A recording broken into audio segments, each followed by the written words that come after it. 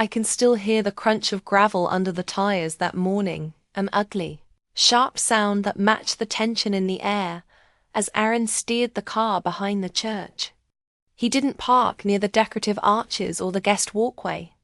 No, he rolled us all the way to the service entrance, where delivery trucks unloaded crates of flowers and folded chairs.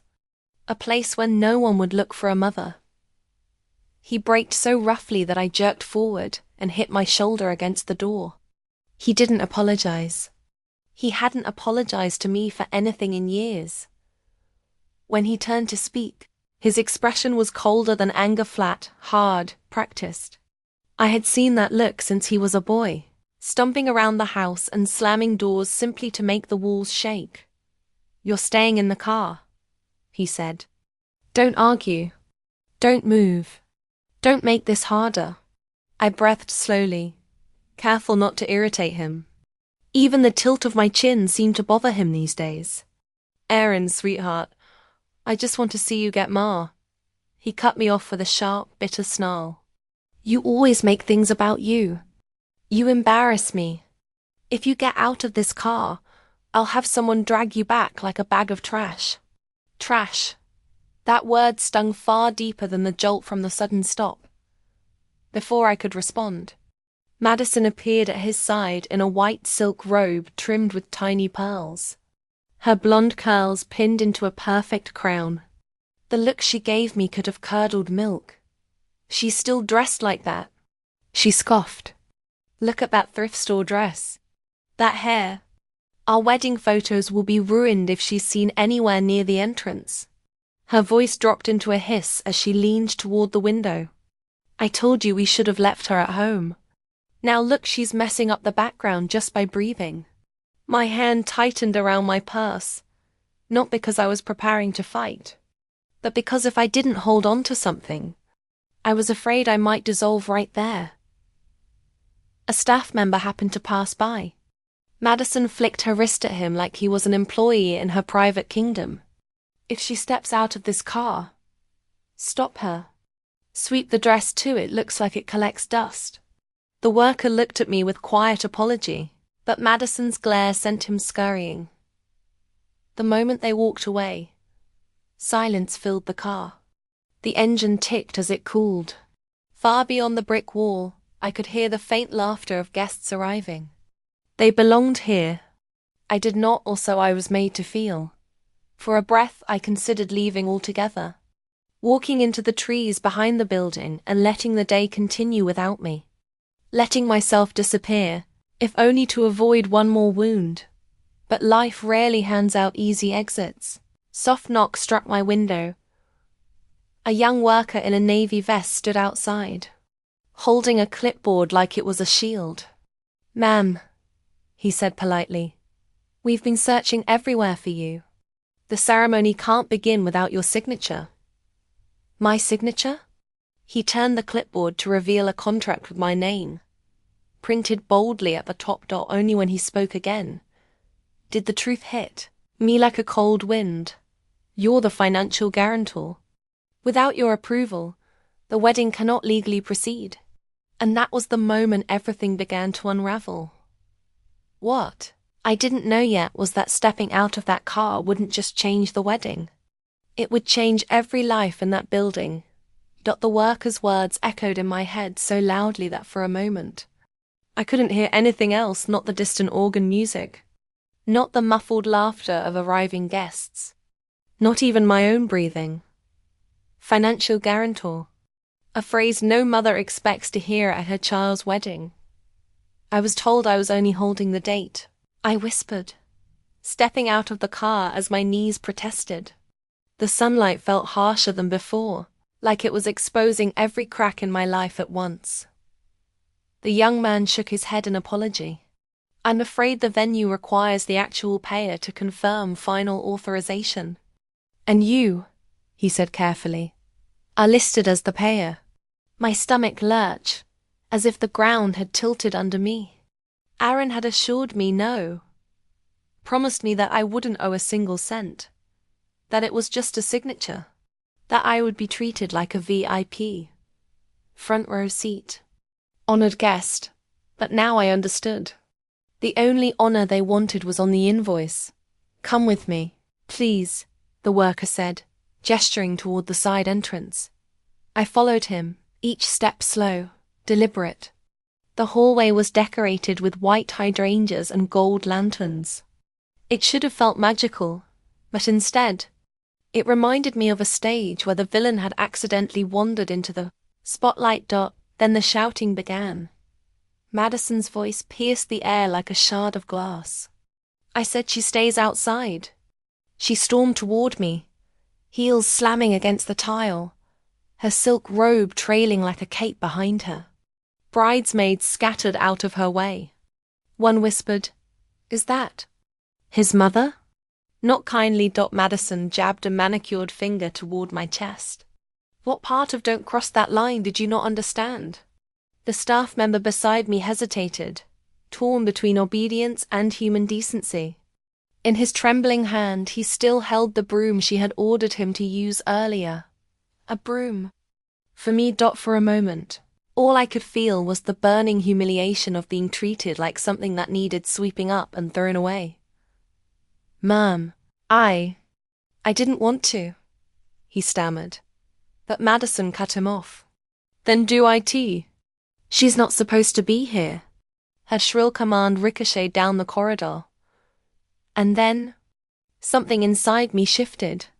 Not anger, not rage, something older. Something that had been simmering beneath years of swallowed words and quiet. Heartbreak. A promise I'd once made to myself during the long nights when I cried alone. After Aaron had snapped at me yet again. After Madison's insults had worn thin grooves into my spirit. If no one else will stand for you, then you must stand for yourself. I lifted my chin. I'm here to sign the document that makes this wedding possible. Nothing more. Nothing less. A ripple went through the hallway, bridesmaids freezing, staff pausing, whispers sharpening. Even Madison's expression faltered for a heartbeat. But only for a heartbeat. "You'll sign," she spat. "And then you'll get dragged out of here just like I said." The worker beside me swallowed hard. The broom trembled against the floor. And somewhere inside that corridor, fate paused. Listening. None of us knew it yet. But someone was about to enter that hallway. A person whose arrival would turn the entire wedding upside down. Whispers rippled down the hallway like a breeze passing through tall grass. People froze and placed, bridesmaids clutching bouquets, groomsmen stiffening awkwardly, guests hovering near the entrance as if drawn by magnetic chaos. And there I stood, a mother holding nothing but a purse and a breaking heart, while a broom hovered inches from my shoes. Then a small voice drifted through the air, slicing through the tension like sunlight through a storm cloud. "Mommy, why are they sweeping the grandma? Did she do something bad?" Every head turned. A little girl, no more than 7, clung to her mother's skirt in the doorway. Her innocent eyes blinked at me, confused, concerned, unafraid. She didn't see trash. She didn't see embarrassment. She saw a person. Her mother stiffened, then glared openly at Madison. "Is that how you treat elders at a wedding?" she said, voice shaking with outrage. "My daughter shouldn't have to see cruelty dressed up as celebration." A ripple of shame spread through the guests. Several shifted uncomfortably. A few looked at Madison with dawning disgust. The spell of silence she'd held over the room was cracking. Madison's face flushed crimson. "Who even invited kids? This is a private ceremony." The mother scooped up her daughter and stood tall. "Then perhaps you should behave like someone worthy of hosting one." The broom dropped with a loud clatter. The older staff member who had held it stepped back from me, his voice trembling yet firm. "I won't humiliate her," he said. "I'll lose my job if I have to, but I'm not doing this." His defiance struck the room like lightning. Madison stared at him, speechless, her mouth actually hanging open for a moment. Then she turned to Aaron. desperation replacing arrogance. "Get your mother out of here, now!" But Aaron didn't move. For the first time all morning, he looked unsure, like a man realizing he was standing on thin ice, and hearing it crack under his weight. His gaze flickered across the room, taking in the judgment, the horror, the whispers. The humiliation wasn't mine now, it was his. He stepped back, just one small retreating motion, but it spoke volumes. Madison saw it and panicked. A frantic edge entered her voice. "Fine. If you won't drag her out, someone else will." But no one stepped forward. Not a staff member. Not a groomsman. Not a soul. The atmosphere had changed in just minutes. Humiliation had become sympathy. Fear had become defiance. I could feel it, a quiet shift in gravity. Everyone slowly realizing what they were witnessing. And then, footsteps, confident, steady, echoing down the hall like the approach of someone who had authority written in his stride. The corridor fell into a hush. From the far end appeared a young man in a perfectly tailored charcoal suit. He carried the posture of someone who owned more than a business. Someone who commanded silence simply by existing. His gaze swept over the chaos.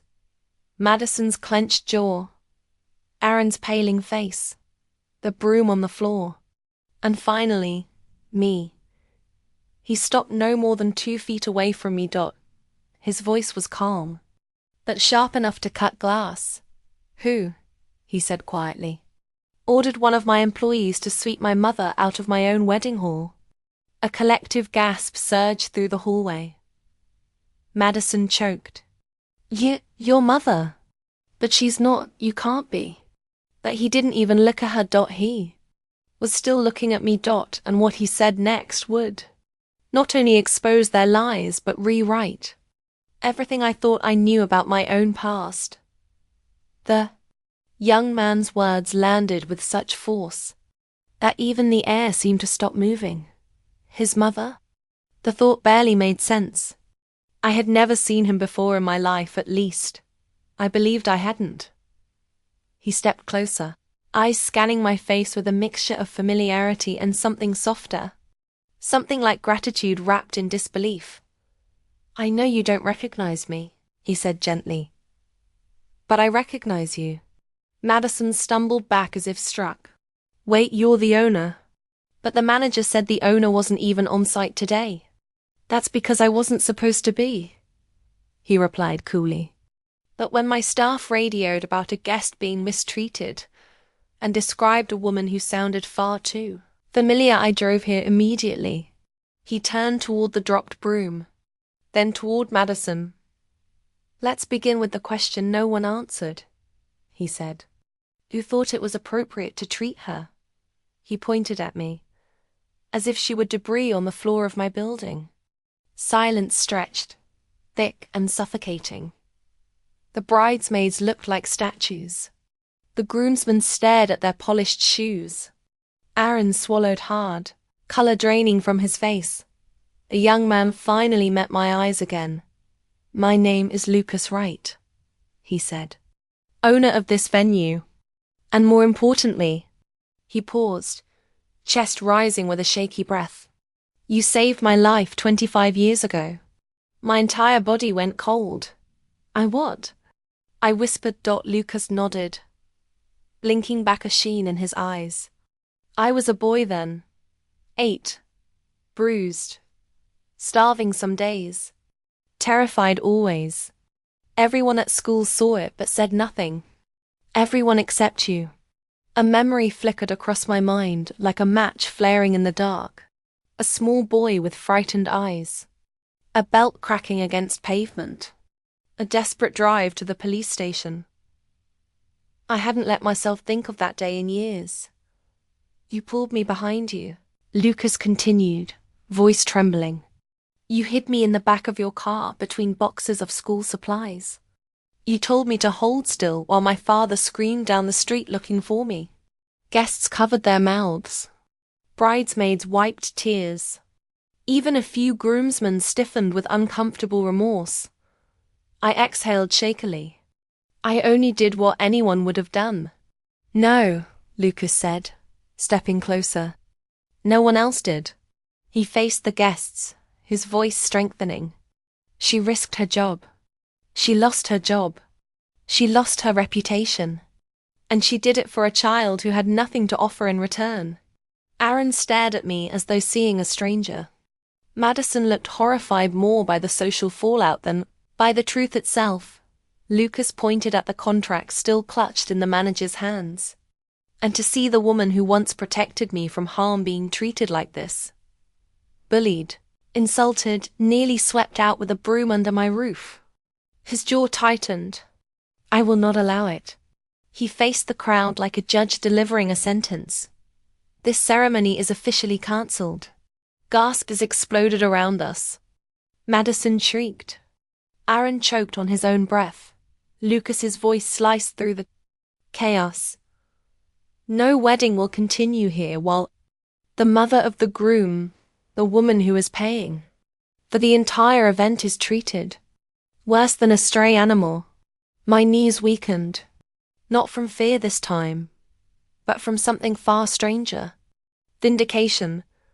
But this wasn't the end, because the truth he revealed next would tear open every lie Aaron and Madison had built their lives upon.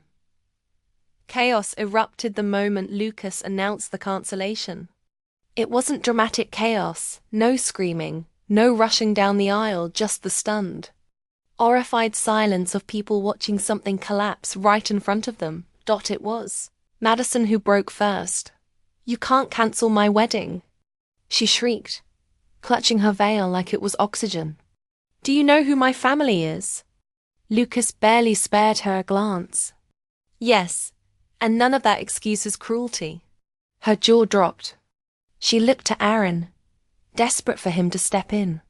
Tell him. Say something. But Aaron looked sick, like a man watching an avalanche he had triggered himself. Lucas turned to the venue manager.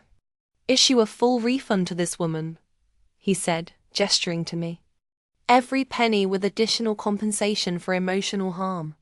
The manager nodded vigorously, almost relieved to have clear instructions. Madison staggered back. You can't do that. She's the reason this is happening. No, Lucas corrected. Your behavior is the reason. And your fiance's. He reached into his pocket and lifted my phone, the one I'd used to record those awful moments outside the car. I think everyone deserves to hear what she endured, Lucas said. My heart stuttered. Lucas, you don't have to. I do, he said firmly. She protected me. Today I protect her. Then he tapped play. Aaron's voice poured into the air, first cruel, venomous, unfiltered. Stay in the car. If you embarrass me, I'll have someone drag you out like trash. Gasps rippled through the room. Several elderly guests shook their heads in disgust. Then Madison's voice hissed from the speakers. Next, sweep that old woman out. Sweep her and her cheap dress off my property. A collective shudder went through the crowd. One bridesmaid physically recoiled, pressing a hand over her mouth.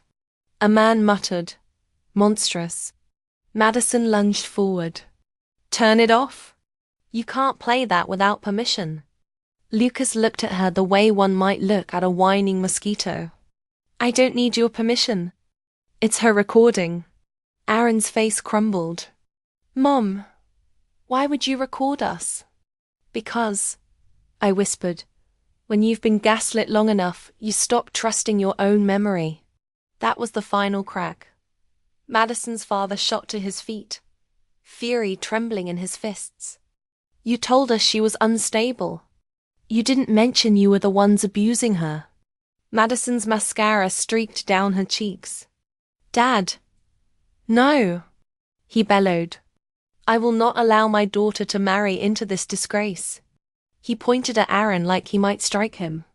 You speak to your mother like filth. You let your fiancée treat her even worse. She saved a child's life, and you treat her as though she's disposable. Aaron looked trapped by shame, by consequence, by the sudden clarity of public judgment. Madison grabbed her father's arm.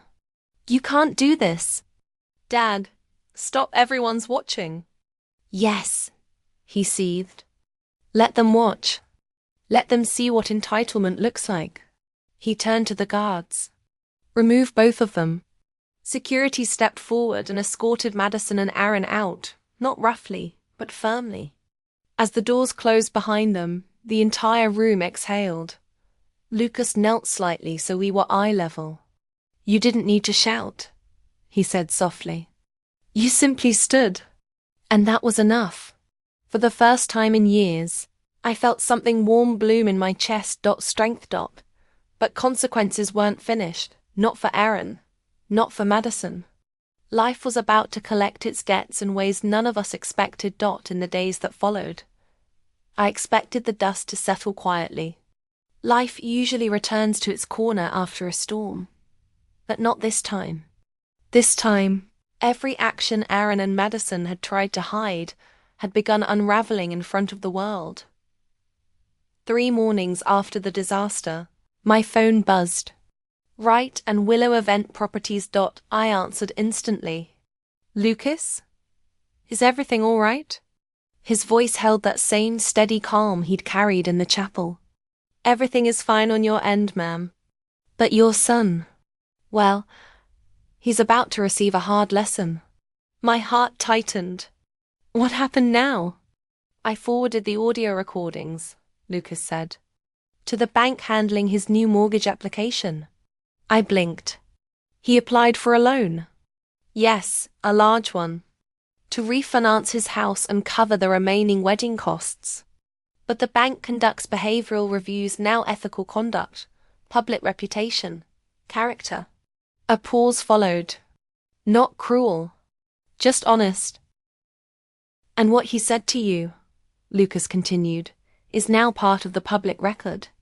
My breath wavered. "So, what does that mean?" "It means the loan is permanently denied." I pressed a hand to my chest. Not in triumph, not even satisfaction, just a deep exhaling release. For once, Aaron couldn't charm his way out, couldn't shift blame, couldn't twist the truth into a weapon. He had to sit in the consequences alone. "Prepare yourself," Lucas added gently. "He may blame you." "I stopped living for his approval a long time ago," I murmured. "And now," he said, "he begins living in the shadow of his choices." That same afternoon, a former wedding guest sent me a link. A video. Groom calls his mother trash. Venue owner shuts down wedding. 2.4 million views. My hands trembled as the footage played. Aaron snarling at me. Madison ordering staff to sweep me out. Lucas shutting down the wedding. The guests gasping.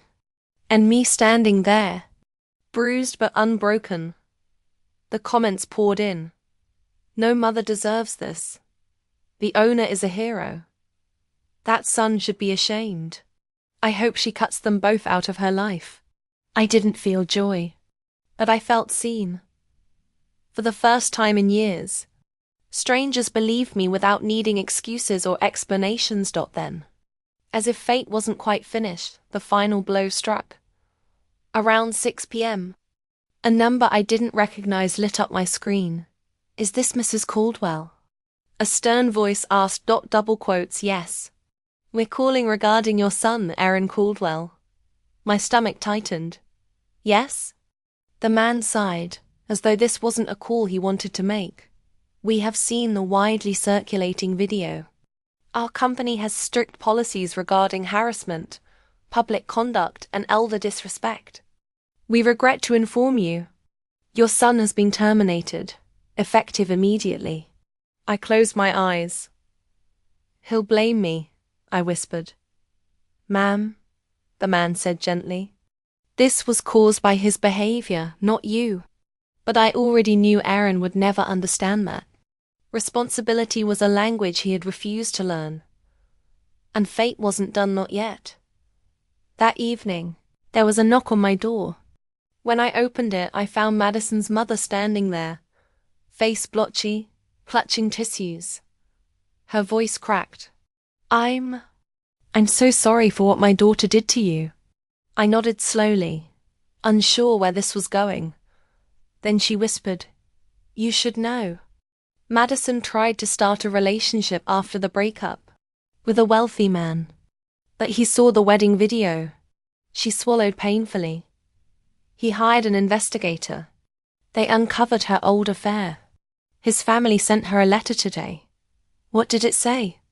I asked quietly. Her mother's eyes filled with tears. Your character is incompatible with ours. And just like that, Madison's perfect world crumbled too, because cruelty always circles back home. But fate still had one more surprise waiting for me, one I never expected, and one that would finally teach Aaron what real rebuilding looks like. 3 quiet weeks passed after the ruined wedding. Just when I thought the dust had finally settled, I received a simple message from Lucas. Come to the chapel on Saturday. Wear something that makes you feel like yourself. I stared at those words for a long moment. No one had invited me anywhere in years, certainly not to something where the dress code was, feel like yourself. The idea was almost too tender to touch. On Saturday, I slipped into the soft pale blue dress I'd once bought for a parent-teacher banquet that never happened. It still fit. It still felt like hope. As I approached the chapel, I braced myself, expecting the sting of old memories. Instead, warm lights glowed through the windows, music poured out softly, and the doors opened as if welcoming me home. And the moment I stepped inside, something unbelievable happened. Everyone stood. Not just politely, but with genuine warmth, with applause that rose like a wave. Some smiled through tears. Others simply nodded with quiet respect. A few even placed hands over their hearts. I froze, overwhelmed. Then Lucas approached, dressed in a dark suit, eyes warm with gratitude. Welcome, he said softly. Today is for you. For me? I whispered, bewildered. He took my arm gently and guided me down the aisle. For the woman who saved a child when no one else would, he murmured. For the teacher who fought for her students. For the human being who deserved far better than what she was given. I looked around and my breath caught. Faces I hadn't seen in decades emerged from the crowd. Former students. Now adults. Some with their own children. Some successful, some simply surviving, but all remembering. One woman, now in her 40s, stepped forward first. You were the only adult who believed in me, she said, voice trembling. You told me I wasn't dumb. I held on to those words my whole life. A man followed, tall now, but with the same shy eyes he'd had as a boy. You gave me lunch every day for a month when my mom was sick, he said. I never forgot. Another whispered through tears. I wouldn't be here if you hadn't stepped in. You saved my life. And then a mother embraced me tightly. You helped my son when no one else cared, she said. You were our miracle. I stood there trembling, overwhelmed by a truth I had never allowed myself to believe. I had never been the burden. I had been the blessing. Later that evening, I stepped outside for air. The garden behind the chapel glowed with lanterns and twilight. That's when I heard a familiar voice, fragile, uncertain. Mom? Aaron. He looked smaller somehow. Not in size, but in spirit, like a man who had finally run out of excuses. His eyes were red, his shoulders slumped. I'm sorry, he whispered. I didn't speak. I let him continue. I lost everything, he said, voice breaking. The house, my job. Madison's gone. And his breath hitched. I treated you like garbage. I let her treat you worse. I don't expect forgiveness. I just want a chance to be better. I looked at him not as the mother who had once clung to hope, but as the woman who had finally learned her worth. Aaron, I said gently. I don't hate you. But I won't go back to being the woman you stepped on. He swallowed hard. If you want a relationship with me, I continued, you must rebuild yourself. Respect comes before forgiveness. Tears slipped down his cheeks, and for once I let him cry alone. Some lessons require silence. When I returned inside, Lucas approached with a small velvet pouch. This is for you, he said softly. I insisted. I don't need anything. That's exactly why you deserve it. Inside was a silver key. I stared at it, stunned. A key? A safe place, Lucas said. A home. Furnished. Paid for a year. No judgment. No cruelty. Just peace. Tears blurred my vision. Why would you do this for me? I whispered. Because you protected me when I was powerless, he said. And now, it's my turn to give you a life where you never have to shrink yourself again. I stepped outside into the soft evening air, the silver key held against my heart. For the first time in 20 years, the world felt gentle dot, and as lantern light shimmered across the garden, something inside me finally bloomed quiet, steady. Strong dot peace, not the kind I once thought I would never earn. I lifted my chin toward the sunset and whispered into the warm breeze. My heart finally has a home, and no one will ever sweep me out of it again. Thank you for allowing me to rewrite this story for you.